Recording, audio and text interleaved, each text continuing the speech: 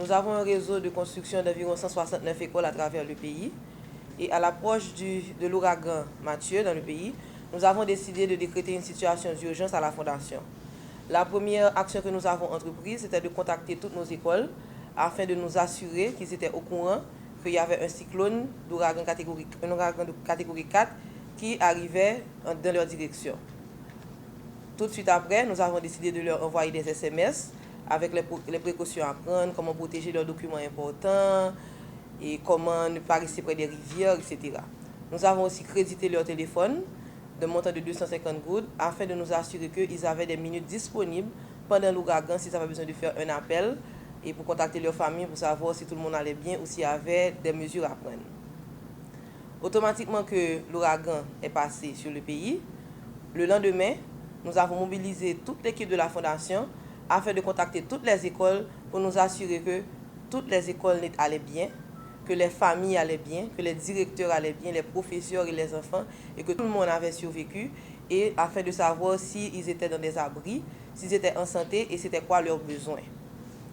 Nous avons pu contacter toutes les écoles et nous avons constaté que dans le sud et dans la Grande-Anse, la majeure partie de nos écoles ont servi d'abri provisoire. Nous avons des écoles présentement qui avons environ 410 familles qui habitent par école. Automatiquement que nous avons constaté que toutes ces écoles-là étaient devenues des abris, nous avons décidé de prendre des mesures d'urgence afin de pouvoir aider ces familles-là. La première chose que nous avons fait, nous avons commandé environ 10 300 kits alimentaires. La même semaine du cyclone, environ 2000 de ces kits ont été acheminés dans la Grande-Anse par bateau et aussi dans le sud, de nos bureaux régionaux à travers nos managers pour qu'ils puissent commencer les distributions aux familles affectées. Tout de suite après, nous avons décidé de déployer nos équipes à la Fondation afin de faire des distributions dans les écoles du sud et de la Grande-Anse, ainsi que dans les écoles des NIP et du sud-est qui servent d'abri. Nous avons à date environ 1000 kits qui ont été distribués dans nos écoles du sud, du sud-est, 1000 kits ont été distribués dans les NIP, 3769 kits ont déjà été distribués dans le sud et 2764 kits ont déjà été distribués dans la Grande-Anse. Au moment où je vous parle, nous avons des équipes qui sont déployées là maintenant, qui font des distributions, qui terminent les distributions du sud-est et qui terminent les distributions du sud. Nous avons environ une balance de 2257 kits que nous allons distribuer la semaine prochaine. 1132 de ces kits-là sont destinés au département du Sud, environ 1000 pour la Grande-Anse, et nous avons reçu une demande spéciale pour Cité Soleil. Nous avons environ une centaine qui sera distribuée à Cité Soleil la semaine prochaine. Point sur les avancements et les résultats qu'on a pu atteindre depuis l'événement de Matthew. Il y a une chose qui est très importante là-dedans, c'est que la Digicel n'attend pas l'arrivée de l'ouragan pour se préparer. Donc la toute première chose, c'est que jusqu'à une semaine avant l'ouragan, dès qu'on voit qu'il y a une probabilité certaine qu'un ouragan ou une tempête tropicale va toucher le pays, les équipes techniques, les équipes commerciales, toute la compagnie commence à se préparer afin qu'on puisse répondre aussi rapidement que possible au potentiel impact d'un événement comme ça. Donc ces préparations-là ont commencé au moins 6 à 7 jours avant l'événement, parce qu'on voyait qu'il y avait une très forte chance que l'ouragan allait toucher une grande partie du pays. Cela consiste entre autres, envoyer des équipes techniques dans la zone, évacuer les équipes qui ne sont pas essentielles aux opérations dans ces zones-là pour protéger leur vie, informer la population autant que possible avec des messages SMS et autres pour leur dire qu'il y a un danger imminent qui est là et qu'il faut se préparer. On s'occupe surtout au niveau technique d'être sûr que d'avoir des équipements techniques sur place, d'équipements potentiels qui pourraient être endommagés. Et avant tout, lorsqu'on a construit ce réseau, on a construit un réseau qui peut faire face à beaucoup de dégâts, même sur un cyclone jusqu'à catégorie 5. Donc ça veut dire, si vous avez été dans la Grande-Anse, vous allez voir dans beaucoup de villages, dans beaucoup d'endroits, qu'il y a malheureusement énormément de dégâts sur les habitations, sur les toits, sur les cultures, mais il y a en général une constante, c'est que l'antenne de Digicel, la structure de Digicel est debout, et ce qui nous permet, et surtout aux équipes d'Adonis qui va parler un peu tout à l'heure, de répondre très rapidement et de remettre en route les communications. Donc, où nous en sommes maintenant aujourd'hui? On est rétabli dans toutes les zones affectées à plus de 99%, je dirais. On est même occupé à augmenter la capacité et le type de services disponibles dans certaines zones parce qu'il y a beaucoup d'ONG, le gouvernement et autres qui travaillent sur place et qui ont un besoin pressant de communication. Donc maintenant, on est dans cette phase-là, à commencer à faire face à cette demande supplémentaire afin de faciliter autant que possible les travaux d'aide qui sont en cours dans le pays. Sur la partie chiffrée déjà, on est un peu en dessous de 7 millions, je pense, ce matin. Mais il y a toute une partie qui n'est pas encore chiffrée en détail. Donc on va parler d'un montant, je dirais, entre 11 et 15 millions de dollars de dégâts total. Ce type de dégâts sont pas en général les structures elles-mêmes qui ont été touchées.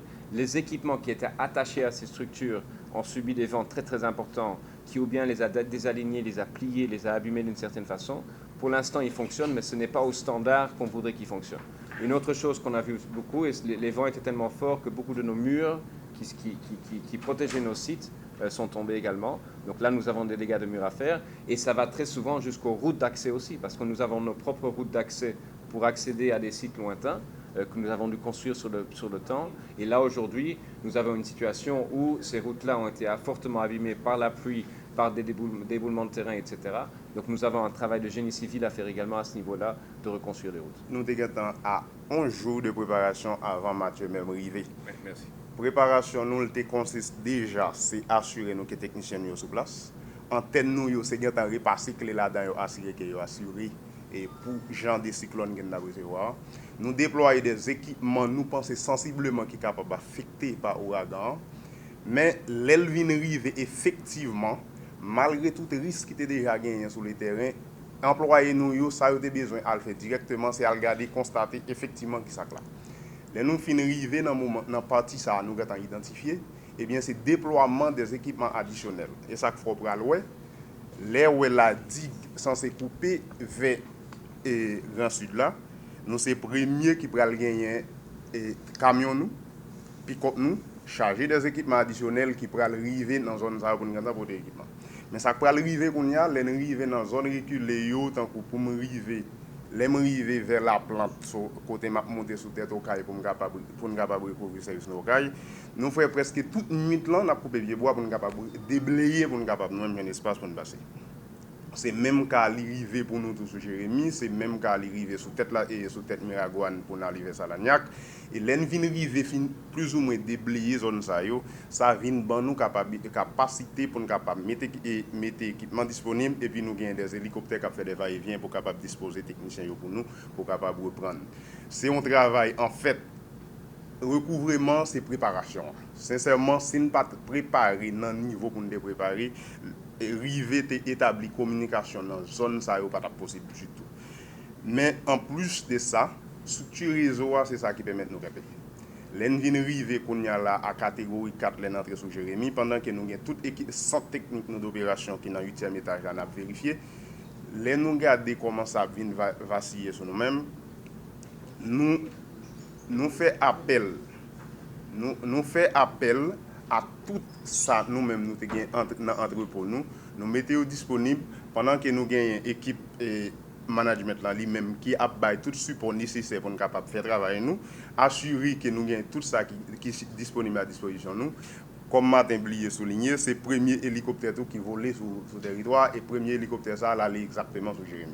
Et Martin, on fait presque chaque voyage où tu Jérémy, nous avons des techniciens qui là pratiquement nous avons des téléphones satellites ensemble avec eux. Mais les techniciens ils sont déprimés, ils ont même tout des gens qui sont affectés, mais en même temps, nous avons trouvé que son travail, ce n'est pas business dans le moment ça nous a regardé sincèrement, c'était partie humanitaire là. Parce que pas de communication, on a tout département grandance qui est pratiquement coupé avec le reste monde là, en pile monde n'a pas au point sur déjà, il pas connaît qui gens famille ça a vraiment partie humanitaire, c'est vraiment obligation pour nous et jusqu'à présent nous avons un technicien là qui est vraiment abattu mais ils connaissent son obligation qui ont gagné.